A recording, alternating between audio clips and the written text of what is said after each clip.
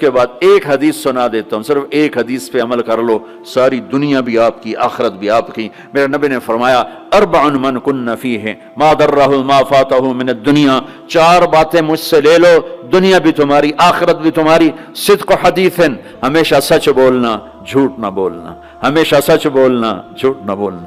حفظ امانت، کسی کو دھوکہ نہ دینا، کسی کو دھوکہ نہ دینا۔ سارے ایسے ترقی یافتہ ملکوں میں ہمارے انڈیا پاکستان کے نوجوان دھوکہ دیتے ہیں لڑکیوں کو، مقامیوں کو، کہ ان سے شادیاں کرتے ہیں، پیپر بنا لیں، پیپر بنتے ہیں پھر بھاگ جاتے ہیں۔ میرے نبی کو بدنام نہ کرو، میرے نبی کو شرمندہ نہ کرو۔ ایک واقعہ لکھا ہے احسان دانش نے کہ دہلی میں جب انگریز کا راج تھا تو ایک یہ جو پک پاکٹ والا سردار تھا، اس کے آگے چیلے تھے، تو اس کا ایک چیلا، ایک شاگرد صرف 2 روپے لے کر آیا شام کو، تو اس نے اس کو پٹائی کی کہ صرف 2 روپے۔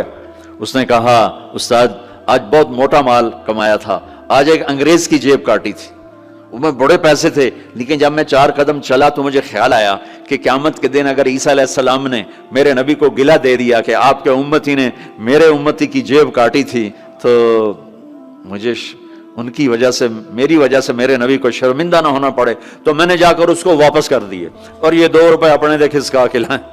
تو وہ اس کا استاد بھی رونے لگا کہ بیٹا یہ 10 روپے تیرا آج کا انعام ہے، تو نے کمال کر دیا۔ تو میرے عزیزو، ایسا کام نہ کرو جس سے تمہارے نبی کو شرمندہ ہونا پڑے۔ یہاں آپ رہتے ہو، صحیح طریقے سے پیپر بناؤ، غلط طریقے سے پیپر مت بناؤ، ٹیکس چوری مت کرو، ٹیکس کی چوری کے لیے ہیلے بہانے جھوٹ مت کرو۔ مسلمان سچ بولتا ہے، جھوٹ نہیں بولتا، مسلمان دھوکہ نہیں دیتا، دیانتداری سے کام کرتا ہے۔ 4 ٹکے بچا کر کیا کر لو گے؟ جھوٹ تمہارے چہرے کی لعنت بن جائے گا، قیامت کے دن کی سیاہی بن جائے گا۔ اور میرے نبی نے فرمایا جو دھوکہ دیتا ہے وہ میری امت سے خارج ہو جائے۔ من غش فلیس منا، جو نماز نہیں پڑھتا میری امت سے خارج ہو گیا، یہ نہیں کہا۔ جو روزہ نہیں رکھتا میری امت سے نکل گیا، یہ نہیں کہا۔ جو دھوکہ دیتا ہے میری امت میں سے نکل گیا، میری امت میں سے نہیں ہے۔ تو یہاں رہنا ہے تو سچائی کے ساتھ رہو، دیانتداری کے ساتھ رہو۔ شادیاں کی ہیں تو پھر نبھاؤ، پھر اسے نبھاؤ، پہ فراڈ نہ کرو۔ ایک دن آنے والا ہے تمہیں اللہ کے سامنے کھڑے ہونا ہے، تمہارے دھوکے فراڈ سارے کھول کے اللہ تعالیٰ الگ دکھا دے گا، اور اس دن شرمندگی ایسی ہوگی کہ کہیں چھپنے کی جگہ بھی نہیں ملے۔ تو اللہ کے واسطے ایسے مسلمان بنو کہ تمہارے ذریعے سے تمہارا اسلام چمکے، روشن ہو، یہاں کی حکومت تمہاری تعریف کرے۔ یہاں کی حکومت تمہیں کتنی مذہبی آزادی دے رکھی، کتنی آسانیاں دے رکھی ہیں، تو ان کے ساتھ چیٹنگ مت کرو، ان کو دھوکہ مت دو، ان کے ساتھ فراڈ مت کرو، ان کا ٹیکس نہ چوراؤ، ان کو پورا ٹیکس دو، جتنا وہ تمہارا بنتا ہے سارا دو۔ اللہ تمہیں یہ تمہارا صدقہ بنے گا۔ زکوٰۃ تو مسلمان کو دی جاتی ہے، یہاں تمہیں نظر نہیں آتا، اپنے پاکستان میں، انڈیا میں زکوٰۃ بھیجو، لیکن صدقات ان کالوں کو دو، جو غربت کے مارے تمہارے گھروں میں کام کرتے ہیں، تمہارے پاس کام کرتے ہیں، ان کو صدقات دو، نفلی صدقات، ان کو جتنا دے سکتے ہو دو۔ یہ تمہارے ہمدرد بنیں گے، تم سے محبت کریں گے، تم سے تمہارے قریب آئیں گے، تمہارے احسان مند ہوں گے۔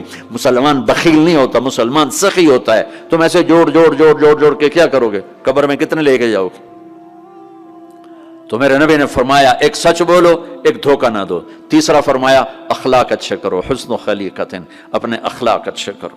اور چوتھا فرمایا عفت فی طعمت، رزق حلال کمانا، حرام نہ کمانا۔ یہاں آ کے شراب کی دکان نہ کھول بیٹھنا کہ پیسے زیادہ بنتے ہیں، آگ لگا دو اس کمائی کو جس پہ تمہارا اللہ ناراض ہو اور اللہ کا رسول ناراض ہو۔ تمہارا ایک رینڈ جو حلال کا ہے تمہارے لاکھوں حرام کے رینڈ سے زیادہ اللہ کو محبوب اور پسند ہے، اور اس میں زیادہ برکت ہے۔ حرام کھا کے نہ کوئی سکھ کی نیند سوتا ہے، نہ سو سکتا ہے۔ اللہ کو بھولا کے نہ کسی نے چین پایا ہے، نہ پا سکتا ہے۔ یہ 4 باتیں آپ لے لیں، میں لے لیں، تو ہماری زندگی یہ بھی خوبصورت، وہ بھی خوبصورت۔ سچ بولنا، سچ بولنا، کسی کو دھوکہ نہ دینا، دیانتداری، اخلاق اچھے کرنا، رزق حلال کمانا۔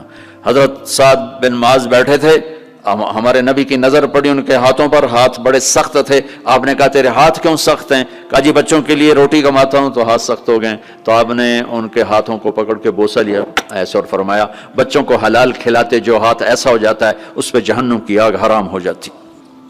ہماری تو کمائی، آپ کی کمائیوں میں سچ اور دیانتداری ہو تو اللہ کی قسم 24 گھنٹے نماز لکھی جائے گی، پانچ نمازیں نہیں لکھی جائیں گی، 24 گھنٹے کے سجدے لکھے جائیں گے۔ کام میں، جاب میں، شاپ میں، کاروبار میں، اپنی ملازمت میں اگر آپ سچائی اور دیانتداری والے ہو تو آپ کا ہر لمحہ خوبصورت ہے اور نماز اور بندگی ہے۔ اپنی فیملیز کے ساتھ رہتے ہو، ماں باپ ہیں ان کی دعا لے لو، بیویاں ساتھ ان کو عزت دو، احترام دو۔